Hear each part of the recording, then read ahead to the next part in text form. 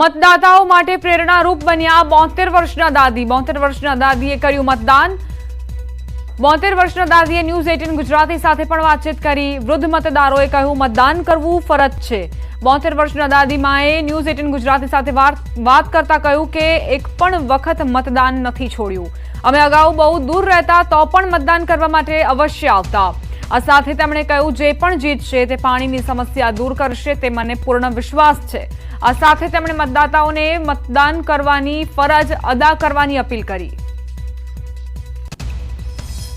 ઉત્સાહભેર મતદાન પ્રક્રિયા વિધાનસભાની જે પેટા ચૂંટણી છે તેમાં ચાલી રહ્યું છે 72 વર્ષના માજી અત્યારે ઉત્સાહભેર મતદાન કરીને આવ્યા છે તમે જોઈ રહ્યા છો કે અનેરો ઉત્સાહ જે છે તેમના મુખ ઉપર જોવા મળી રહ્યો છે તેમની સાથે વાત કરીશું બા અત્યાર સુધીમાં કેટલી વખત મતદાન કર્યું છે તમે અને આજે પણ મતદાન કરવા આવ્યા અને લોકોને તમે શું કહેશો કે આ રીતે મતદાન કરવું આપણી ફરજ છે મતદાન તો કરવાની ફરજ છે ને એમ તો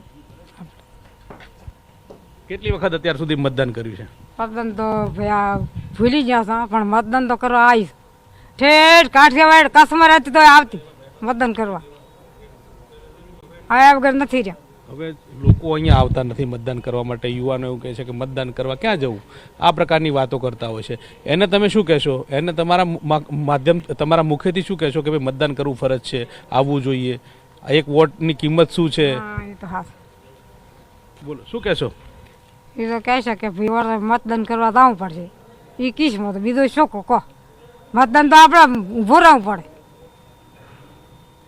કઈ કઈ સમસ્યાઓ તમારા વિસ્તારની અંદર છે અને તમને શું લાગે છે કે કોણ આવશે તો સમસ્યાનું નિરાકરણ કરશે એ તો ગમે એ આવે સારું કરશે ગમે એ આવે ગરીબાનું સારું કરે બસ અમે તો એટલું કાં બીજું કંઈ કહેતા નથી અને પેલા ભારે કરવાનું તો સારું પર હાથમાં કઈ ના હાલે નમતે તો કંઈ ના હાલે કે ડોસીને કંઈ હાલવું નથી મેં તો હોય હું કોણ ડોસી તો કશું કોઈ ભાળતો નથી થકેલે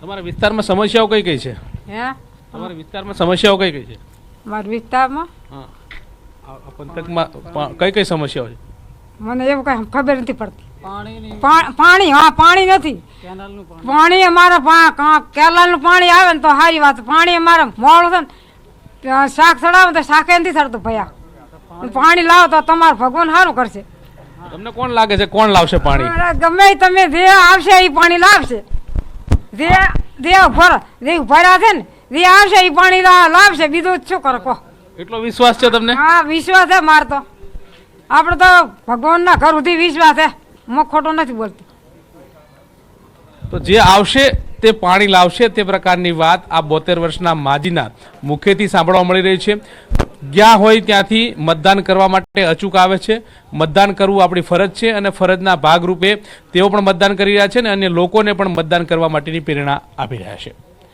પંકજ મકવાણા સાથે ગૌતમ શ્રીમાળી ન્યૂઝ 18 ગુજરાતી વાવ સુરતમાં હાથમાં ચપ્પુ અને પોલીસનો દંડો લઈ યુવકે ધમાલ મચાવી સુરતના જહાંગીરપુરામાં પોલીસ અને યુવક વચ્ચે મારામારી થઈ અર્ધનગ્ન હાલતમાં ચપ્પુ લઈ ફરી રહેલ યુવકને પોલીસે અટકાવવાનો પ્રયાસ કર્યો દરમિયાન ઉશ્કેરાયેલા યુવકે પોલીસના હાથમાં રહેલ દંડો ખેંચી પોલીસ પર હુમલો કરવાની કોશિશ કરી પોલીસની ટીમે મળીને યુવકની અટકાયત કરી પૂછપરછ દરમિયાન યુવક અસ્થિર મગજનો હોવાનું સામે આવ્યું યુવકને કામરેજના ધોરણ પારડી ખાતે આશીર્વાદ માનવ મંદિર આશ્રમમાં મૂકવામાં આવ્યો સમગ્ર ઘટનાનો વિડીયો સોશિયલ મીડિયામાં વાયરલ થયો છે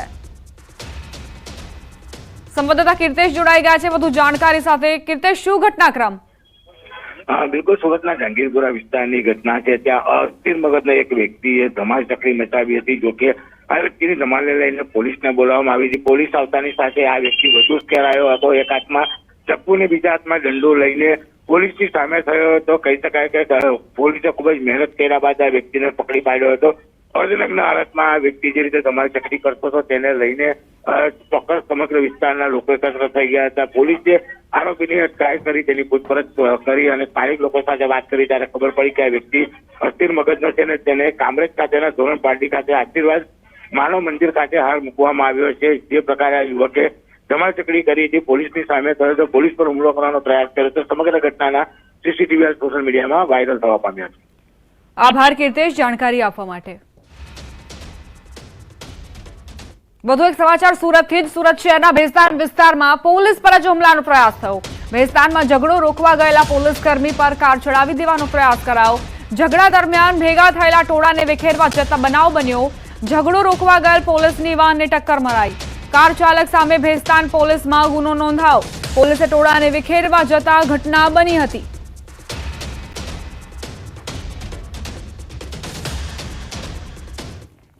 સુરતમાં ટ્રેનની અડફેટે 3 મિત્રોના મોત. ત્રણેય મિત્રો દિવાળી પૂર્ણ કરીને યુપીથી સુરત નોકરી માટે આવ્યા હતા. ત્રણેય યુવકો ઝરીના કારખાનામાં નોકરી કરવા આવ્યા હતા. યુવકો રેલવે ટ્રેક પરથી પસાર થઈ રહ્યા હતા તે દરમિયાન આ દુર્ઘટના સર્જાઈ. યુપીથી આવેલ પ્રમોદ નિષાદ, વડકુ નિષાદ અને દીનુ નિષાદ નામના 3 યુવકોના મોત નિપજ્યા. રેલવે પોલીસ પેટ્રોલિંગ દરમિયાન યુવકોના મૃતદેહ મળી આવ્યા. રેલવે પોલીસે અકસ્માતનો ગુનો નોંધી કાર્યવાહી કરી. सूरतना सचिन और भेस्तान विस्तार वच्चे घटना बनी. दिवाली करके वो गांव से आए थे ड्यूटी व्यूटी करने पता करने. हाँ तो इनको 2-3 दिन ड्यूटी न मिला तो ये जा रहे थे सर गांव, तो इनका हो गया ट्रेन पे एक्सीडेंट. ભરૂચની ઝઘડિયા જીઆઈડીસીમાં આવેલી નાઇટ્રેક્સ કેમિકલ કંપનીમાં ભીષણ આગ લાગી. ફાયર બ્રિગેડની ટીમ ઘટના સ્થળ તરફ રવાના થઈ. પ્લાન્ટમાંથી કાળા ડિબાંગ ધુમાડા દૂરથી નજરે પડી રહ્યા છે. કંપનીના કામદારોને પ્લાન્ટની બહાર કાઢવામાં આવ્યા. આગ લાગવાનું કારણ હજુ સુધી જાણી શકાયું નથી. ઝઘડિયા જીઆઈડીસીમાં કંપનીમાં એકાએક જ ભીષણ આગ લાગી. કામદારોને બહાર કાઢવાની પ્રાથમિકતાને ધ્યાને રાખીને જ કામગીરી હાથ ધરવામાં આવી છે. આગ લાગવાનું કારણ હજુ જાણી શકાયું નથી. વડોદરામાં પિઝા રેસ્ટોરન્ટમાં આગ લાગી. સમાસાવલી રોડ પર કોમ્પ્લેક્સમાં બનાવ બન્યો. પહેલા માળે આવેલા પિઝા રેસ્ટોરન્ટમાં આગની ઘટના. આગના પગલે કોમ્પ્લેક્સના દુકાનદારોમાં અફરાતફરી મચી. આગ લાગવાનું કારણ અકબંધ છે. ફાયર ફાઇટર ઘટના સ્થળે પહોંચ્યા. ફાયર વિભાગ દ્વારા આગને કાબૂમાં લેવામાં આવી છે.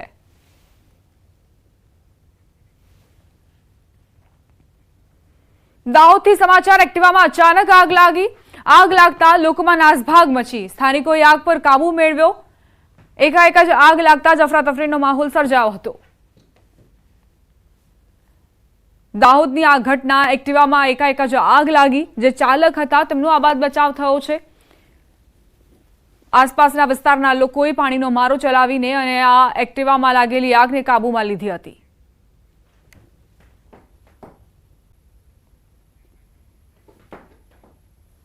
આ સાથે જ બુલેટિનમાં અત્યારે બસ આટલું જ. વધુ અપડેટ્સ માટે આપ જોતા રહો ન્યૂઝ 18 ગુજરાતી.